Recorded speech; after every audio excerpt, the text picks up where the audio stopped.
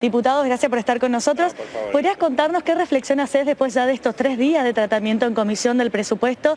Si considerás que va a haber dictamen y se va a poder llevar a cabo mañana la sesión especial. Bueno, eso habría que preguntarle al oficialismo, ¿no? Que es quien convocó la sesión especial y en 3 días ha tratado de avanzar en este dictamen y bueno, veremos si ellos consiguen el quórum.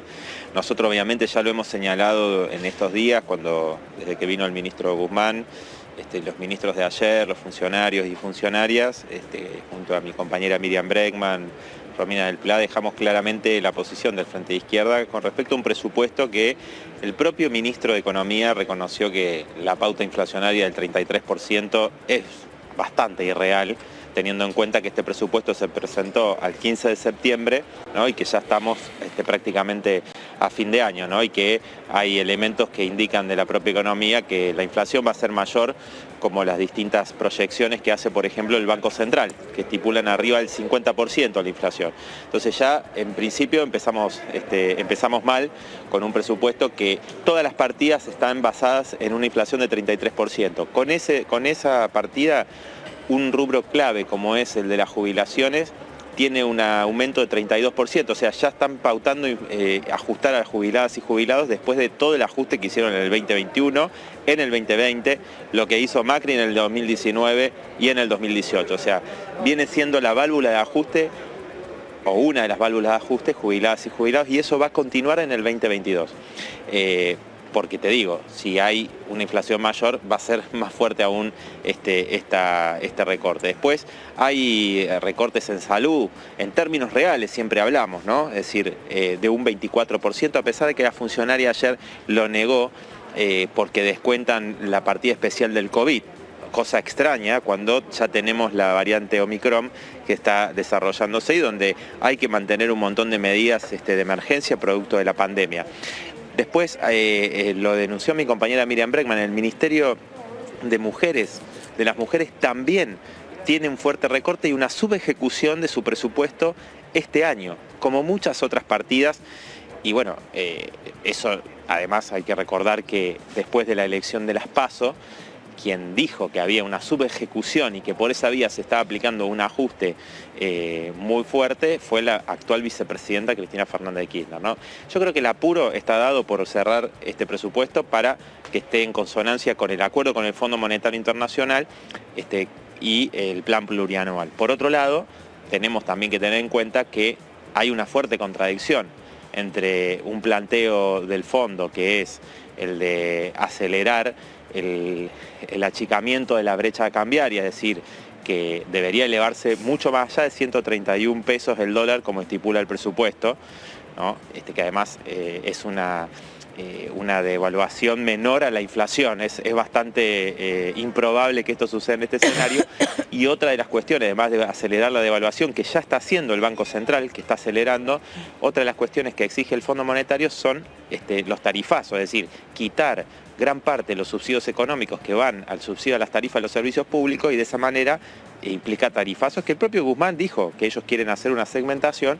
Bueno, es otra de las medidas que se van a aplicar, es decir, es algo que ya conocemos, de la mano del Fondo Monetario Internacional, de la mano de estas políticas, solamente va a haber más sufrimientos para sectores populares, va a haber cada vez más padecimientos y obviamente no vamos a revertir la decadencia que está sufriendo nuestro país, que obviamente quienes más lo sufren son los sectores populares. Sí. ¿Qué tal, Nicolás? Melina Fleiderman te saluda.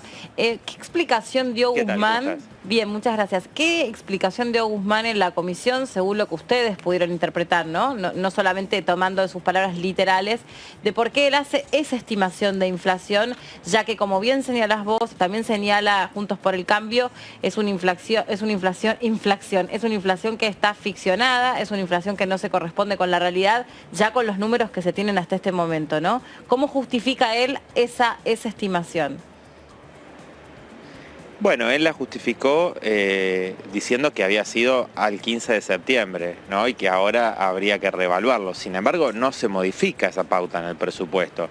E insistió que era un problema multicausal, lo cual es verdad, ¿no? Y que no se puede solamente atacar por un solo flanco, por un solo lado, bueno, planteó, a mi modo de ver, un discurso por la galería, pero no una respuesta, decir, bueno, cómo concretamente el gobierno plantea que esta situación se modifique, ¿no?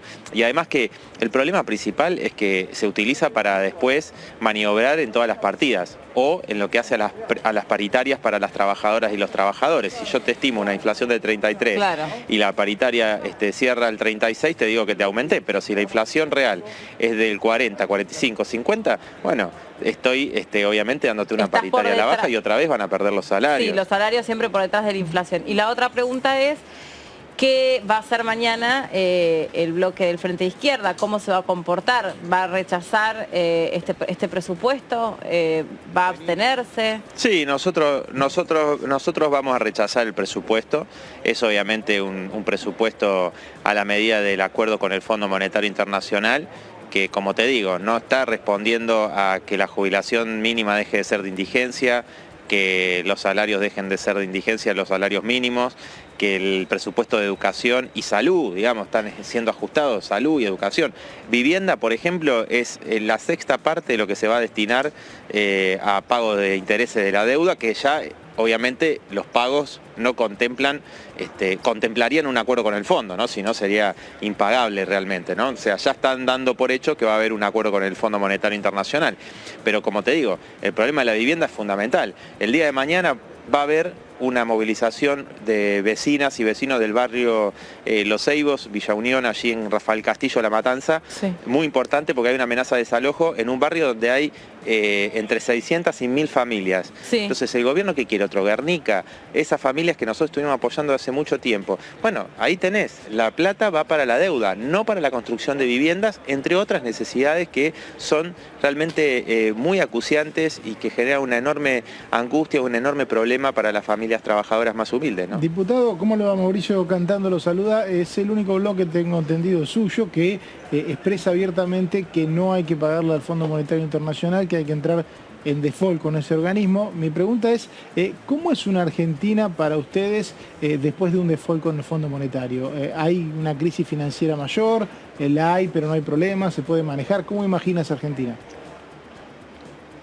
Bueno, me parece que, o sea, primero nosotros no planteamos la salida que planteó Rodríguez Sá en el 2001, ¿no? O sea, porque se emparenta siempre cualquier tipo de default a eso. Nosotros planteamos un desconocimiento soberano de una deuda completamente ilegítima y fraudulenta, ¿no? Primero tenemos que ver eso. Esta deuda no fue para beneficiar al pueblo trabajador, sino que significó un beneficio para quienes fugaron millones y millones al extranjero. Tanto el acuerdo con el Fondo Monetario... Sería lo mismo. Bueno, nosotros planteamos un desconocimiento soberano que tendría aparejado otras medidas, ¿no? Es decir, por ejemplo, la nacionalización de la banca y establecer el monopolio estatal del comercio exterior, como la nacionalización de todos los servicios públicos privatizados, para que haya una tarifa accesible para las mayorías trabajadoras y un servicio de calidad y que no se sigan llevando, se la sigan llevando en pala los mismos que se beneficiaron con las privatizaciones ya de los 90. Es decir, creemos que hay que poner en pie otra alternativa distinta, favorable a las grandes mayorías y no seguir por esta dinámica. 20 acuerdos hizo la Argentina con el Fondo Monetario Internacional. Ninguno salió bien. Imagínate la cantidad de países que tuvieron acuerdo con el fondo. Dame un ejemplo donde haya resultado favorable a los pueblos de cualquier país donde el Fondo Monetario haya intervenido. Ninguno. Entonces digo, ya tenemos la evidencia. Hay que apostar a otro camino que sea favorable a las mayorías trabajadoras. Obviamente necesitamos una enorme fuerza. El otro día hicimos una movilización de 40.000 personas. 50.000 personas allí en la Plaza de Mayo, de un movimiento desocupado, etcétera. Imagínate si los grandes sindicatos, en vez de estar apoyando esta medida de pagarle al fondo, estuvieran dispuestos a enfrentarlo. Bueno, creo que tenemos la fuerza para plantear otra perspectiva distinta. ¿Cómo está, diputado? Amanda Alma, lo saluda desde el estudio. Buenas tardes. ¿Qué tal? Buenas tardes. Quería preguntarle en función al debate que justamente se está planteando ahora. Ustedes anticiparon que su posición la van a comentar en un ratito, cuando se vuelva el cuarto intermedio. ¿Consideran, como dejó traslucir a alguno de los diputados de la oposición, que se están comprando voluntades con estas modificaciones, o le parece en definitiva que es parte también de las discusiones entre los bloques mayoritarios, estas chicanas políticas que se plantean? ¿Hay ahí una suspicacia o, bueno, es parte también de la negociación política lo que se está dando en este momento como debate? No, mira, Alma, la verdad que nosotros no conocemos, salvo lo que informó el presidente de la comisión. Sí, informó obras que se fueron acordando, incluyendo en función de los planteos, que no sabemos quién los hizo, de distintos bloques. No registré todos los planteos de las provincias, etcétera, pero claro, varios de ellos que estuvimos escuchando. Pero me parece que lo central de la posición del bloque de Juntos por el Cambio, otros bloques menores de derecha, tiene que ver con que ellos en realidad quieren un ajuste mucho más fuerte, mucho mayor. Quieren que directamente nos arrodillemos frente al Fondo Monetario y ni siquiera escribamos ningún presupuesto de nada, que directamente hagamos lo que pide el Fondo Monetario Internacional, y ellos son responsables de esta situación, ¿no? Ellos son responsables de haber llegado a esto, así que bueno, muy distinta es la oposición, claro, que hacemos nosotros de la izquierda, sí, los planteos que estamos haciendo de lo que hacen ellos, y que me parece que digo esto de compra de voluntad, etcétera, bueno, ellos tendrán que dar las pruebas de cuáles son de lo que están diciendo, ¿no? Claro, y eso que se refería recién tiene que ver con esta idea que todo el tiempo vienen trayendo desde algunos sectores de la oposición de reducir el déficit. ¿Eso tiene que ver con esto que señalabas respecto a profundizar el ajuste? Claro, tiene que ver con eso, es decir, siempre exigen un mayor ajuste para achicar el déficit fiscal, ¿no? Y siempre ajustar a los de abajo, ¿no? Es decir, si fuera por lo que piensan varios de estos diputados que creen que hay que privatizar todas las universidades, bueno, realmente ellos van por ese lado, ¿no? Destruir la salud pública, el modelo que se ha visto en otros países también de América Latina, ¿no? Parece que esas son conquistas que aún perduran a pesar de la enorme destrucción o lo que ha sucedido con la degradación de la educación o la salud pública, por ejemplo, por año tras año en distintos gobiernos. A pesar de eso, las luchas de las trabajadoras y los trabajadores de la comunidad ha permitido que Argentina todavía mantenga un amplio sistema de salud pública, educación pública, bueno, que obviamente hay que fortalecerlo, y por eso rechazamos políticas que no busquen fortalecerlo, sino seguir quitándole recursos, ¿no? Diputado, recién José Luis Esper, que es el flamante diputado del liberalismo, no me acuerdo si la Avanza Libertad o Libertad Avanza. Creo que es Avanza Libertad. Creo que es Avanza Libertad, provincia de Buenos Aires, acaba de proponer que cada excedente en recaudación respecto al presupuesto sea destinado a reducir el déficit o a pagar la deuda. Supongo que usted está en contra, obviamente, de la parte de pagar la deuda. Con respecto al déficit, ¿creería coherente que cada peso excedente que se recaude respecto a lo estimado sea para reducir el déficit fiscal? Mira, yo creo que primero hay que ver de dónde se recauda, ¿no? Hay que ir por los grandes bancos.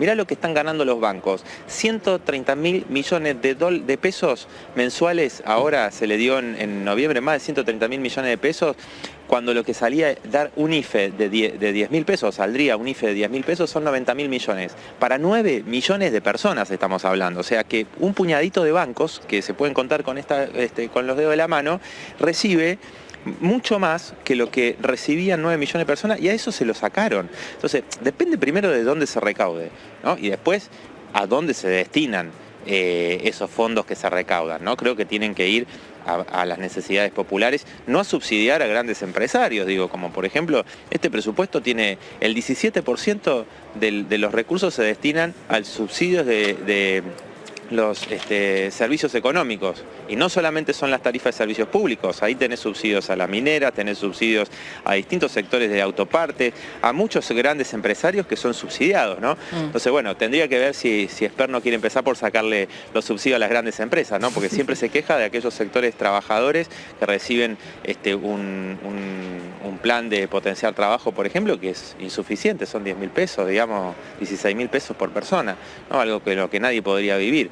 Pero sin embargo, cuando reciben las empresas no se queja, ¿no? Bien. Diputado, le agradecemos un montón este contacto con nosotros. Es valioso porque vamos escuchando un anticipo de lo que va a tener la sesión de mañana, y obviamente que vamos a estar transmitiendo lo que resta después de las 4:30 en la Comisión de Presupuesto y Hacienda, porque su compañera Romina del Pla incluso le falta hacer su intervención y dijo que iba a esperar hasta ese momento para poder contar cuál era la postura del bloque. Así que muchas gracias, ¿eh? No, por favor, gracias a ustedes, hasta luego. Chau, gracias también Lu ahí por permitirnos hablar con el diputado Nicolás del Caño en un ratito.